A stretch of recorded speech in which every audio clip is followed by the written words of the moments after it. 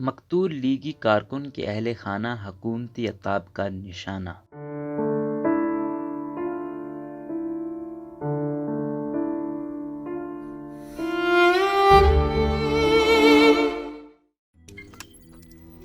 روزنامہ قدرت کی ویڈیو دیکھنے کے لیے ابھی یوٹیوب چینل پر سبسکرائب کریں اور بیل آئیکن پر بھی کلک کریں۔ پی ٹی آئی کے کارکن حافظ ماجد کے قتل کی ایف آئی آر میں مقتول لیگی کارکن ذیشان کے والد اور بھائی نامزد۔ ذیشان کے قتل کا مقدمہ درج کرنے پر پولیس تیار نہیں، اہل خانہ پوسٹ مارٹم رپورٹ سے بھی محروم۔ ڈسکہ شہر میں نواز لیگ کی مقبولیت کا توڑ کرنے کے لیے حکمران پارٹی نے اپنی ٹائیگر فورس کو بطور خاص ضمنی الیکشن مہم کے لیے بلایا تھا۔ حکمران جماعت کی یہی جارحانہ پالیسی نون لیگ اور پی ٹی آئی سے تعلق رکھنے والے دو کارکنان کی زندگیاں نگل گئی۔ ادھر پی ٹی آئی کے جاں بحق ہونے والے کارکن حافظ ماجد کے گھر پی ٹی آئی کے رہنماؤں نے ڈیرے ڈال لیے ہیں۔ حافظ ماجد کے قتل کے مقدمہ بھی فوری درج ہو گیا اور ایف آئی آر میں مسلم لیگ نواز کے مقتول کارکن ذیشان کے والد چچا جاوید اور بھائی نامزد کر دیے گئے، لیکن مقتول کارکن ذیشان کے بھائی حمزہ کو گرفتار بھی کر لیا گیا، مگر 4 دن گزرنے کے باوجود والد شوکت بٹ سمیت کسی بھی رشتہ دار کو حوالات میں بند حمزہ بٹ سے ملنے کی اجازت نہیں دی جا رہی۔ نواز لیگ کے مقتول کارکن ذیشان کے ورثاء کی طرف سے ایف آئی آر بھی درج کرنے سے پولیس کا مسلسل انکار جاری ہے۔ ڈسکہ پولیس مکمل طور پر ایک پارٹی بن کر مقتول ذیشان کے ورثاء کو تنگ کر رہی ہے۔ ذیشان کے چچا کے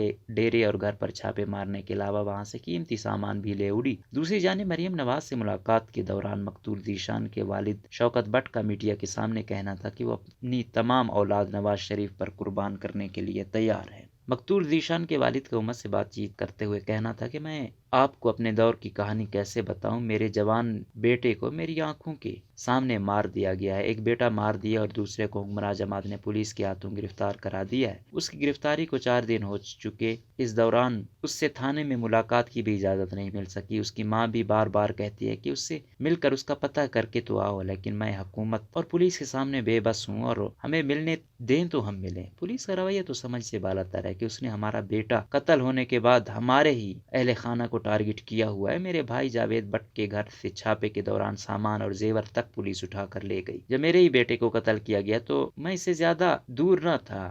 اسے کچھ ہی دیر پہلے میں نے اسے پولنگ سٹیشن سے بھیجا تھا کہ اپنی امی کو لے آؤ تاکہ وہ بھی ووٹ ڈالے۔ بعد ازاں وہ اپنی امی کا ووٹ ڈالنے پر انہیں گھر چھوڑ کر آیا اور انہیں کہہ کر آیا کہ امی میرے کپڑے استری کر دیں، میں بھی تھوڑی دیر میں پولنگ سٹیشن سے واپس آ رہا ہوں، لیکن وہ پھر زندہ گھر نہ لوٹ سکا۔ میرے بیٹے کی عمر 20-21 سال تھی، وہ ٹائلیں اور پتھر لگانے کا کام کرتا تھا۔ میں پہلے سعودی عرب تھا، واپس آ کر میں نے دکان بنائی لیکن وہ نہ چل سکی۔ آج کل فارغ ہوں۔ میرے 2 بیٹے بیرون ملک ہیں، ان میں سے ایک اپنے بھائی کے جنازے میں پہنچ گیا لیکن دوسرا نہیں آ سکا۔ ذیشان نے بھی پچھلے سال ملیشیا کا ویزا لگوا لیا تھا کہ باہر جا کر محنت مزدوری کرے گا، لیکن کورونا کی وجہ سے نہ جا سکا۔ میرا بھائی جاوید بٹ مسلم لیگ نواز کا تحصیل ڈسکہ کا نائب صدر ہے، اسی کی وجہ سے ہم سب مسلم لیگ کو ووٹ دیتے ہیں۔ میرا بیٹا بھی محنت مزدوری کرنے والا ہے۔ جب ذیشان پولنگ سٹیشن کے اندر جانے لگا تو اس نے مجھے اپنا موبائل فون دیا کہ میں اسے اپنے پاس رکھوں تاکہ وہ ووٹ ڈالائے۔ جب وہ اندر تھا تو وہاں شور ہوا، پتہ چلا کہ اندر لڑائی ہو گئی ہے۔ اس کا چچا جاوید بٹ نوشین افتخار کا پولنگ ایجنٹ تھا۔ اس دوران پی ٹی آئی والے دیوار پھلانگ کر اندر چلے گئے اور انہوں نے میرے بیٹے کو باہر لا کر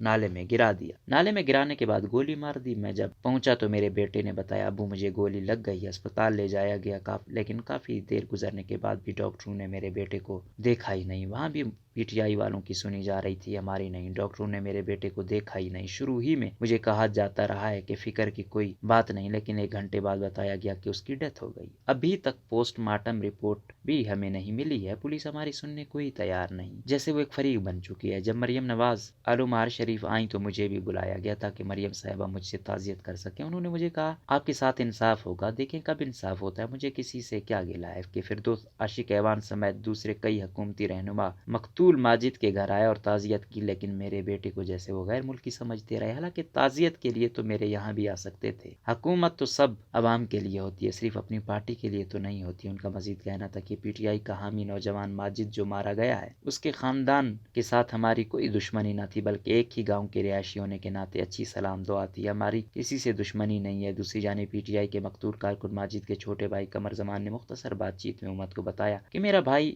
ماجد حافظ قرآن تھا۔ اس کی عمر 30 سال کے قریب تھی۔ 1 سال پہلے اس کی شادی ہوئی تھی۔ اس کے بچے نہیں ہیں۔ ہمارے والد صاحب 15-16 سال پہلے انتقال کر گئے تھے۔ ان کا ہارڈ ویئرز کا کام تھا۔ ہم 6 بھائی ہیں اور ہم بھی یہی کاروبار کرتے ہیں۔ ماجد بھی اسی کاروبار سے وابستہ تھا۔ اس کا کہنا تھا ہماری FIR درج ہو چکی ہے، تاہم پوسٹ مارٹم رپورٹ ہمیں نہیں ملی ہے۔ واضح رہے کہ PTI کے حامی حافظ ماجد کے قتل کی FIR میں نواز لیگ کے مقتول کارکن ذیشان بٹ کے والد، بھائی اور چچا وغیرہ کو بھی نامزد کیا گیا ہے۔ اب تک مقتول کے بھائی حمزہ کی گرفتاری عمل میں آئی ہے، جبکہ دیگر ملزمان نے اپنی عبوری ضمانت کرا لی ہے، اس لیے ان کی فوری گرفتاری کا خطرہ ٹل گیا ہے۔ البتہ مقتول ذیشان کے والد اور رشتہ دار پولیس کی وجہ سے سخت خوف کا شکار ہیں۔ مقتول لیگی کارکن کے والد کے وکیل ریاض گھمن ایڈوکیٹ نے بتایا کہ 19 فروری کو پیش آنے والے اس قتل کے واقعے کی ابھی تک FIR درج نہیں کی گئی۔ البتہ پیر کے روز اس سلسلے میں پولیس کے مقامی تھانے نے درخواست ضرور وصول کر لی ہے، لیکن یہ کہنا ابھی مشکل ہے کہ پولیس کب FIR درج کرے گی۔ اس لیے ہو سکتا ہے کہ ہمیں قتل کی FIR حکمران جماعت کے لوگوں کے خلاف درج کرانے میں کے لیے عدالت سے رجوع کرنا پڑے۔ ان کے بقول اب تک مقتول ذیشان کی پوسٹ مارٹم رپورٹ بھی اہل خانہ کو نہیں دی گئی۔ امت کو مقامی ذرائع سے معلوم ہوا ہے کہ پولیس پوری طرح حکمران جماعت کے ساتھ کھڑی رہی۔ 19 فروری کو ڈسکا کے نواحی گاؤں